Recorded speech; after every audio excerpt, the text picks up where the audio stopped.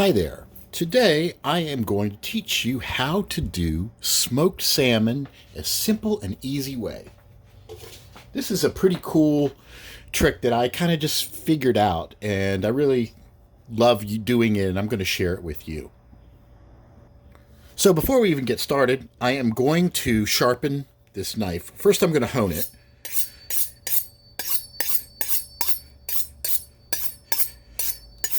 All right, that just straightens the blade. Then I'm going to run it through this simple sharpener here. Go through the coarse and then the fine side, because I'm going to be cutting some fish and I want to make sure the blade is nice and sharp. Clean the blade after it's done. So what do we need here? We need some salmon. So here's some salmon that I got from Costco. $9.99 a pound, previously frozen wild sockeye salmon. So I'm going to take this piece of salmon and we are going to turn it into some amazing smoked salmon. And this is going to be good. All right. So first thing we're going to do is get this thing out. Okay, here's our salmon. I pulled it out of the container. I also washed it, rinsed it in the sink a little bit to just get anything off of it, as well as to maybe add a little bit of extra moisture that'll help with the smoking process. So what I'm going to do here is you can add whatever kind of herbs you want. I'm going to add some rosemary that came out of my garden. So I'm going to take this right here and chop it up a little bit. All right, got my rosemary on. I'm going to put a little bit of just a light dusting of some Cajun seasoning on here. That's got a reasonable amount of salt in it. Then take some paprika and add that. And this is a little bit of Montreal steak seasoning. This also has a little bit of salt in it. And it's got a little bit more coarse stuff on it. And then some freshly ground pepper. This is actually a mix of different kinds of pepper that I have. And you can add whatever kind of seasonings you want. One of my ingredients is powdered ginger, my secret ingredients. I love to put this stuff on here. So I will be very liberally cover this with powdered ginger. And then pat that all in. Make sure it gets everywhere. And of course, you want to wash your hands regularly when you're handling all this stuff. Wash before and in between. Try not to get any fish stuff on your seasoning things. I'm using one hand, that's my dry hand, and one hand is my fish hand, so that I try not to cross-contaminate anything. And I pause the video while I wash my hands multiple times. So I'm going to take a little bit of truffle oil here, and I'm going to use that and just dab it here and there because it's just lovely stuff. I don't mind cross-contaminating this because I'm going to use this whole little thing. Okay, so now before I prep these, I got these little baskets here, and I'm going to take them and I'm going to spray some canola oil on them. Just off to the side like that. I'm going to do it over the garbage can and actually spray some of this on here. Okay, now what we're going to do is we're going to cut these into little bite-sized pieces.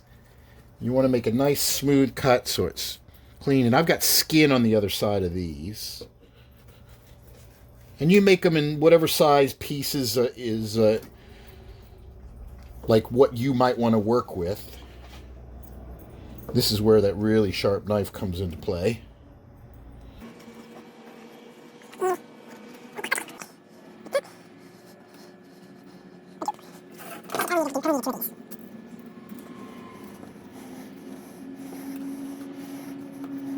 Okay, so we have our salmon prepped. Okay, now here comes the magic part, right?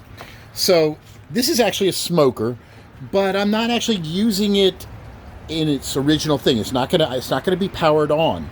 You can use any vessel. You can use a regular barbecue pit. You could use upside down, pan or something. Whatever you want. All you got to do is you need someplace for the smoke to reside. So I'm going to open this up. This thing is all broken. The door doesn't even stay on. I'm going to just put these things in like that. Now I'm going to close the door. I have a smoker tray, and I'm using these smoke pellets, you know, the wood pellets. Again, you can use this in any kind of vessel. You could use a regular barbecue pit. You can use an old smoker that's broken, which is what I'm doing here. This smoker stopped working a long time ago. So now what I do is I just take one of these trays and I fill it full of pellets, and I use that as both the heat source and the smoke source. So I'll take one of the propane torch and I'll just start this thing right here. I'll hold the torch on one end. Now, depending upon how you light this thing up, basically what we're going to do is we're going to fire up one little part of the tray. We're going to let it get a good fire. And then we're going to blow it out, and it's just going to smolder, right? So I can set the amount of the heat and how long it takes and how much smoke we get based on whether I just light one end of the tray, two ends, or I also light something in the middle. This determines how much smoke and how much heat comes out. So if I wanted it to be a much cold, like a more colder smoke, I just light one end, and that's not going to produce as much heat as if it's smoldering at two different ends. And again, you want to experiment. So I'm going to initially start with just both ends like this, and we'll see how long it takes. Once I get them lit up like this, I'll let it sit for about 45 seconds or a minute, make sure that it catches on. Then I will blow this out and put it inside of the smoker on the very bottom, and that's it. I am going to smoke it, and the only thing I'm going to be using is the heat of the tray.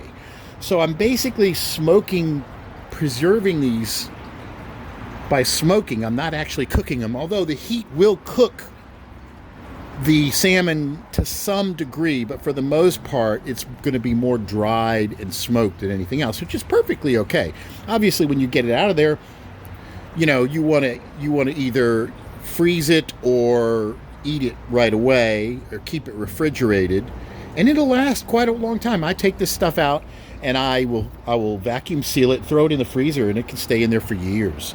And the stuff is very, very tasty. Gonna let that smolder just a little bit, and then we're gonna put it in there and just let it go. Okay, so this thing's been going for a little bit. So now what I'm gonna do is I'm gonna blow it out, and you notice I'm grabbing the non-heated side so I don't burn my hands. So now we've got our smoke action happening. That's looking good. So now open this up. I'm gonna place it all the way down here on the bottom. That.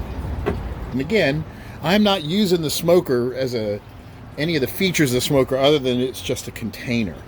And I will let this thing sit in there for several hours or longer and just let it smoke all of it. And I'll check it every once in a while, and we'll see how it comes out.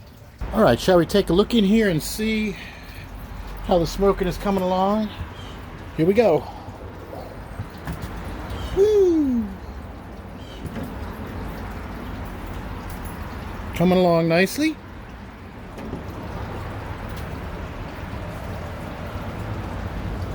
Can't tell. I think maybe one side might have gone out. Let's take a look at it.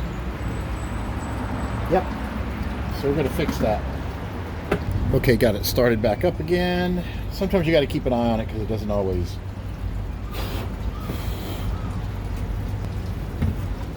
And let it go again. All right, it's time for us to take a look at this salmon that's been smoking in here.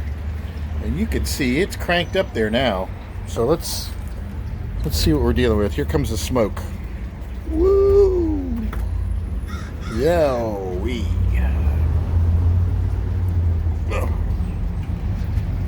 I took out some of the salmon, but there's let's pull this out. Yeah, look at that. That's some seriously smoked salmon.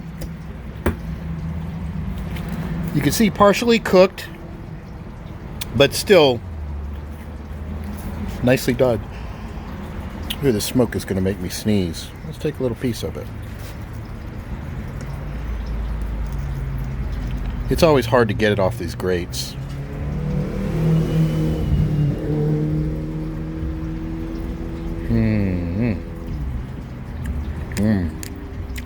Oh, that's good. You can taste the ginger. Very smoky. Lots of really good flavor in that.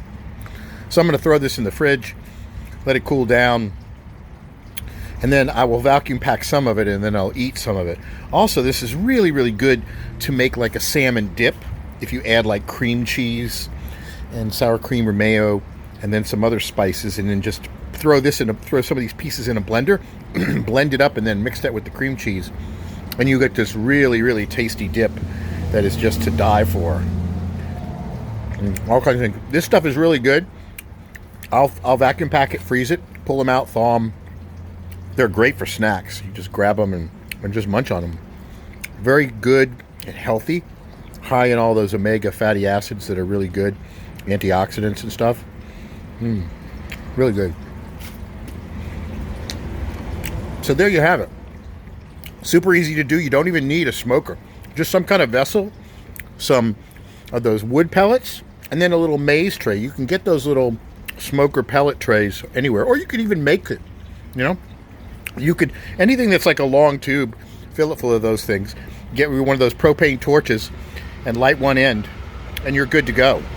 And I'll do this when it gets cold in the winter. I'll do cheese this way too, if it's cold enough. I'm in the South, so I can't always do cold smoking fairly easy. And this rig was modified with a cold smoker, see right there. But I don't even use it anymore. This technique works a lot better. So there you have it. I hope you enjoyed this. If you did, you could do me a favor by subscribing and hitting like, and visit the website wisdomstudios.com, and there'll be more links to all my social media and all that. Thanks.